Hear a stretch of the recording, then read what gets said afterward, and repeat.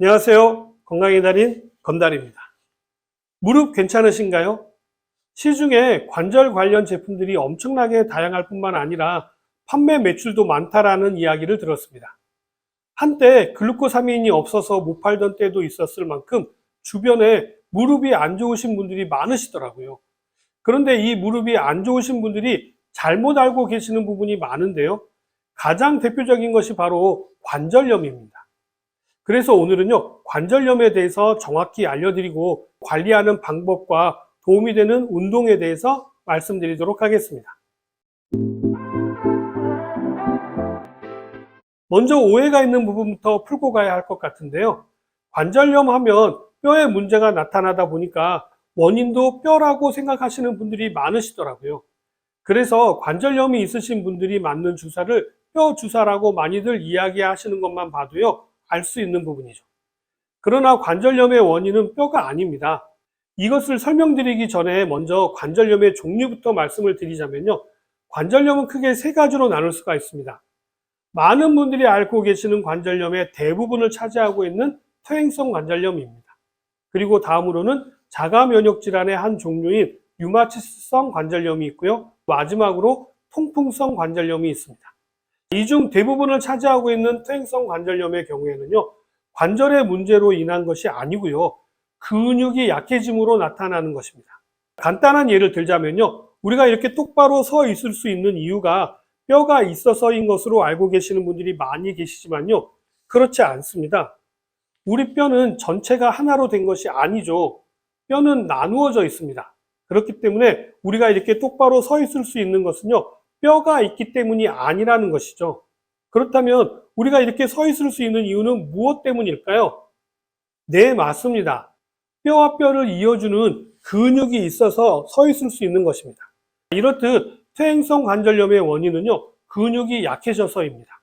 그렇기 때문에 관절을 관리하기보다는요, 근육 관리에 신경을 쓰셔야 합니다.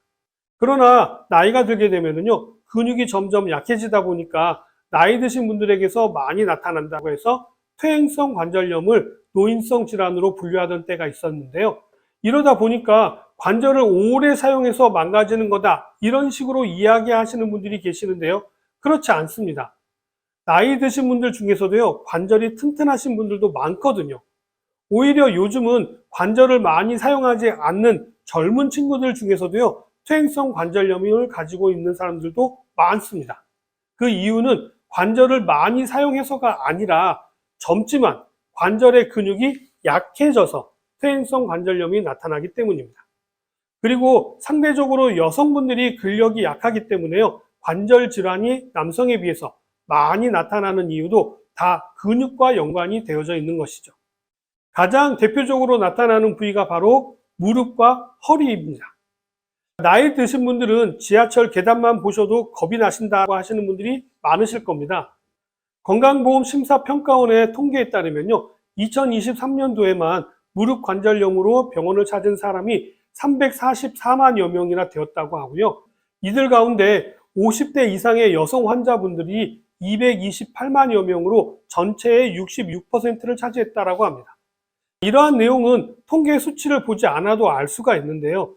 최근 주변에요, 관절 전문 병원들이 엄청 큰 대형 병원으로 들어선 것들을 보면 알 수 있습니다.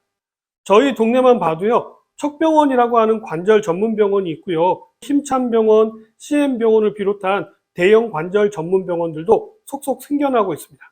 심지어 보건복지부 지정 관절 전문 병원으로 부민병원, 서울성심병원, 연세사랑병원, CM병원을 비롯하여서 일반 병원에서도 관절 관련 센터로 족부 클리닉이라든지 관절센터 형태로요, 따로 운영하는 병원들도 많아졌습니다.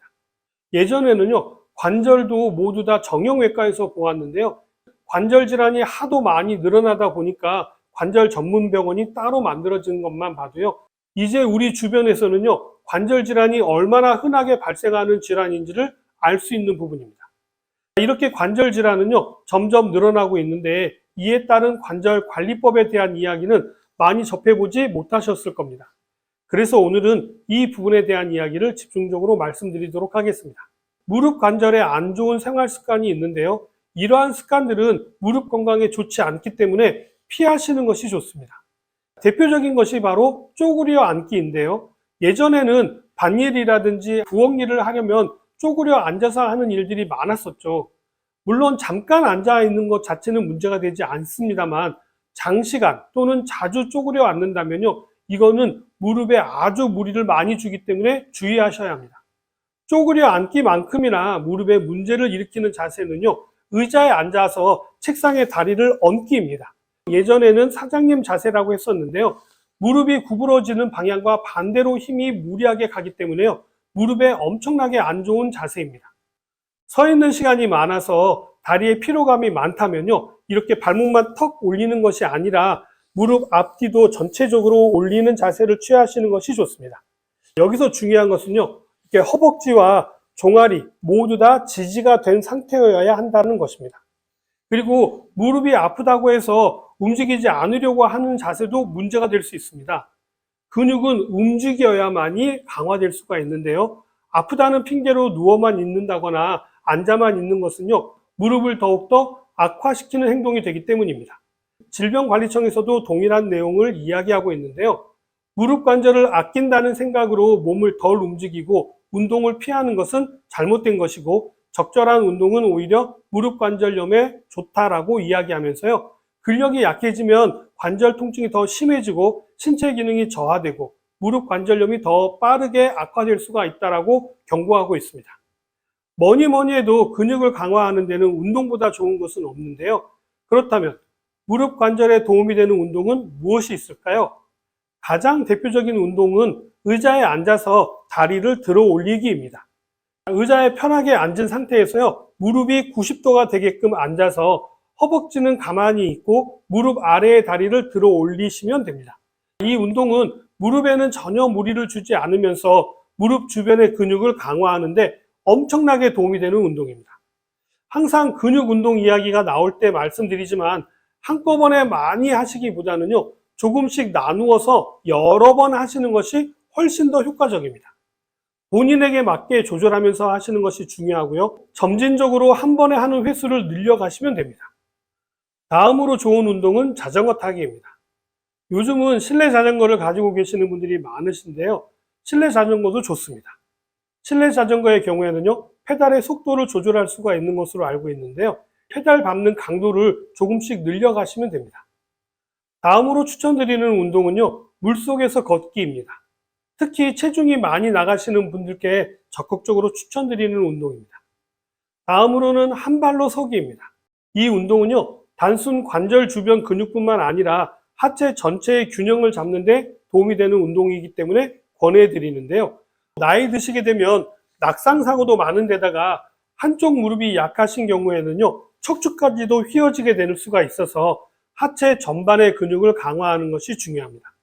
그리고 마지막으로 권해드리는 운동은 계단 오르기입니다.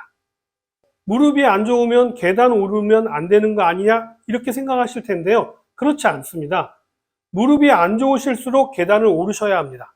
다만 무리하게 오르시는 것은 오히려 무릎에 악영향을 끼치기 때문에 본인에게 맞게 하시는 것이 중요하고요, 올라갈 때는 계단을 이용하시고 내려오실 때는 엘리베이터나 에스컬레이터를 이용하시는 것이 중요합니다. 그런데 우리 일상을 보면은요, 우리는 반대로 하고 있죠.